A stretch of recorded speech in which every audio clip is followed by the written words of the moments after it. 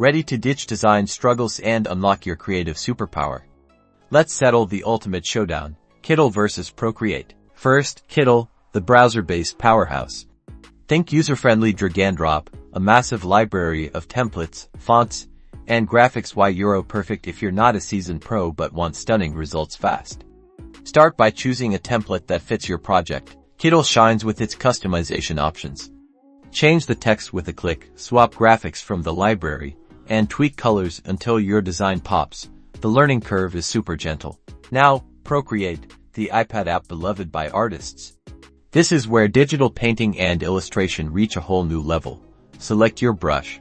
Procreate's strengths lie in its advanced brush engine, layering capabilities, and blending modes. It's perfect for creating custom illustrations and designs from scratch. This will require a little practice to master. Kittl wins for ease of use and quick turnaround, especially for those without extensive design experience.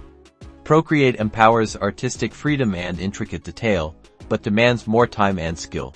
So, which one reigns supreme? It all boils down to your experience level and what you want to create. Are you looking for efficiency or artistic expression? Choose the right tool and unlock your design potential.